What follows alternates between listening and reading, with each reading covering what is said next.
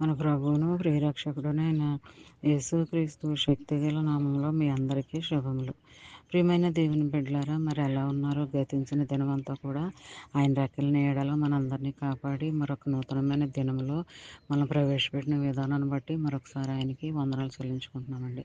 మరి ఈ దినము దేవుడు మనకిస్తున్న వాగ్దానము హెబ్రీయులకు రాసిన పత్రిక ఆరో ఆరో అధ్యాయము 14వ వచనము. నిశ్చయముగా నేను నిన్ను ఆశీర్వదింతును, నిశ్చయముగా నేను నిన్ను నిశ్చయముగా నేను నిన్ను ఆశీర్వదింతును, నిశ్చయముగా నిన్ను విస్తరింపచేస్తును.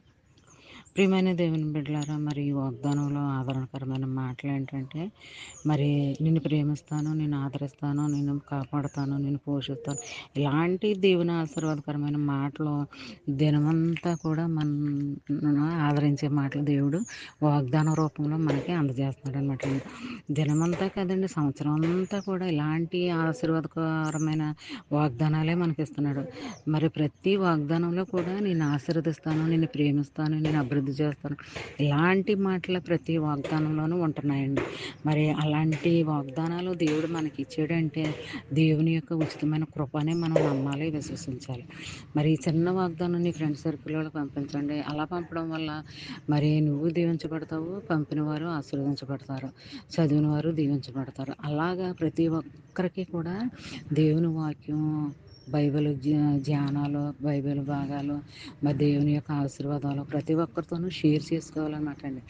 ఎందుకంటే అంచెతనాల్లో మనం ఉన్నాము. మనతో వచ్చేది మన క్రియలు తప్ప మరి ఇంకేది రాదనమాట అండి. ఆ క్రియలు కూడా దేవునికి సంబంధించినవి, వాక్యానికి సంబంధించినవి, వాగ్దానాలకు సంబంధించినవి, బైబిల్ భాగాలకు సంబంధించినవి. అలాంటి క్రియలు మనం చేసినట్లయితే దేవుడు మనకి మంచి ఫలితాలు మన బ్రతుకుల్లో అనుగ్రహిస్తాడనమాట అండి. శ్రేష్టమైన ఈవులు మనకు అనుగ్రహిస్తాడనమాట అండి. మరి ఈ చిన్న వాగ్దానం మైండ్లో పెట్టుకుని ధ్యానించుకుంటూ ఉంటే ఆ దినం రావాల్సిన దీవెన ఆశీర్వాదాలు దేవుడు మనకు మెండుగా అనుగ్రహిస్తాడనమాట అండి. మరి అంతే కదండి, ప్రతి ఒక్కరూ కూడా ఆఖరి గడియల్లో మరి దేవుని కొరకు పోరాడాలన్నమాట అండి. అలా చేసినట్లయితే దేవుని యొక్క మరి పరలోక రాజ్యాన్ని మనం స్వతంత్రించుకోగలం అనమాట అండి. మన బ్రతుకుతున్నలన్నీ కూడా ఆయన కోసం పోరాడాలి కానీ ఇహలోక సంబంధమైన వాటి మీద మనసు పెట్టుకుని వాటి కొరకు మనం పోరాడకూడదు. ఇహలోక సంబంధమైనవి మనకి ఏదైతే అవసరమో దేవుడు మనకు ఖచ్చితంగా అనుగ్రహిస్తాడు అనమాట అండి. మరి ఈ చిన్న వాగ్దానం మైండ్లో పెట్టుకుని ధ్యానించుకుంటూ ఉంటే ఆ దినం రావాల్సిన దేవుని ఆశీర్వాదాలు దేవుడు మనకు మెండుగా అనుగ్రహిస్తాడు అనమాట అండి.